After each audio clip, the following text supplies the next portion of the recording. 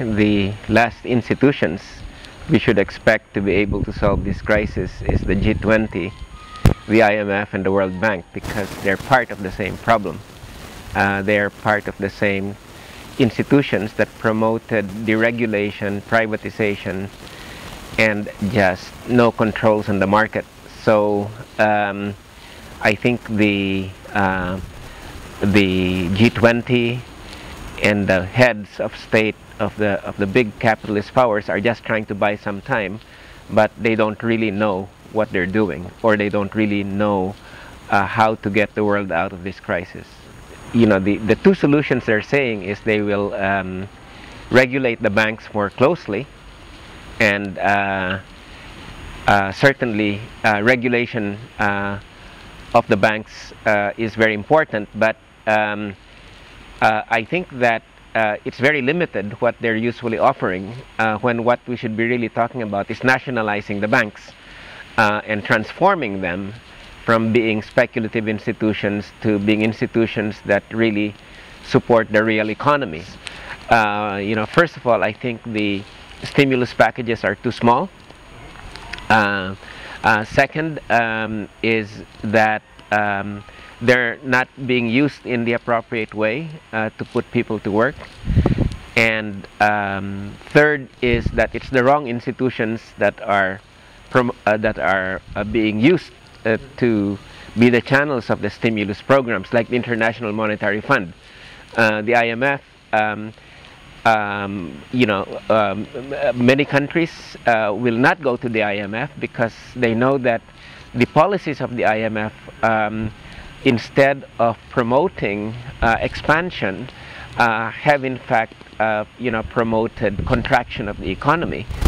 Well, yes, with the kind of very limited and ineffective solutions that we're seeing on the part of the G20, you know, I think that we should not expect, you know, that these solutions will in fact stimulate significantly and in a sustained way stimulate the economies, bridge the levels of income, and at the same time create a pattern of economic growth that is sustainable for the environment. I don't think that these are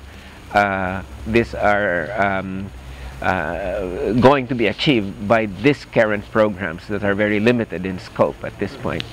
Many of these debts have been paid many times over. It's just that they were contracted under very onerous conditions. And paying the debt oftentimes comes to about 15 to 20% of the gross domestic product of these countries. So if that money stays inside and they declare a debt moratorium, then that money could go to stimulating these economies and putting people to work. Instead of contracting new loans from the IMF with bad conditions, people should just basically declare a moratorium on paying their foreign debt. And this is the time to do it because the banks are very weak at this point in time.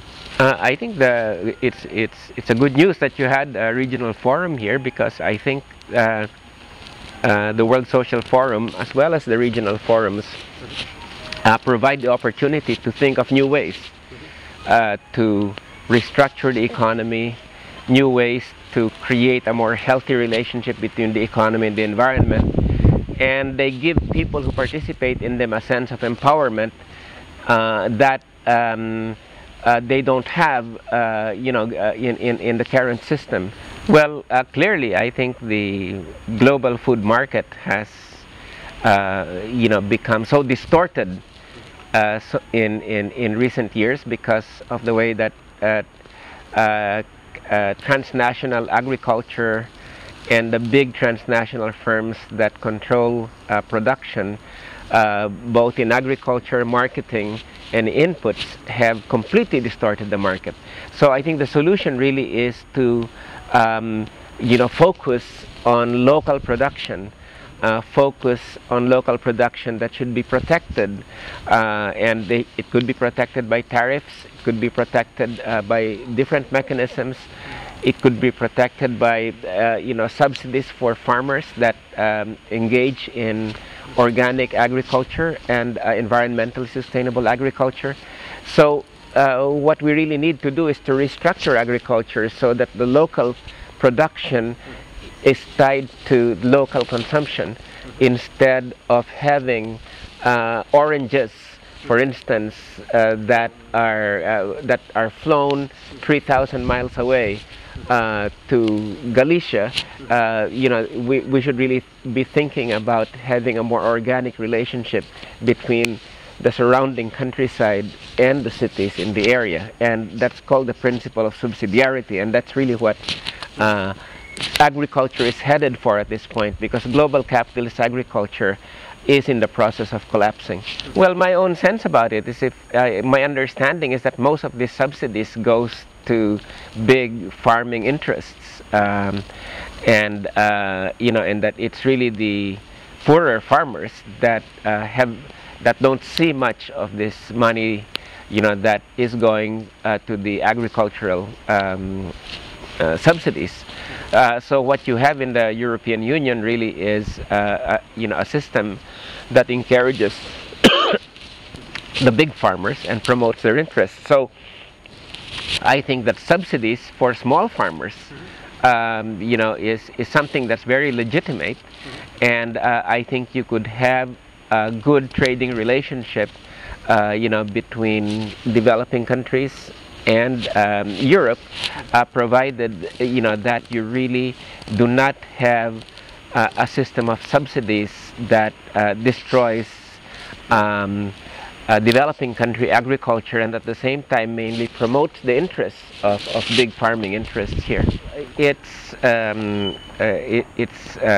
hard to say for me at this point. It really depends on the country and the record, and who is in power when the crisis takes place. But certainly in places like the United States, which is the center or the epicenter of the global collapse, the right wing has become very discredited, and you have a kind of a social democratic administration in Obama that has come to power.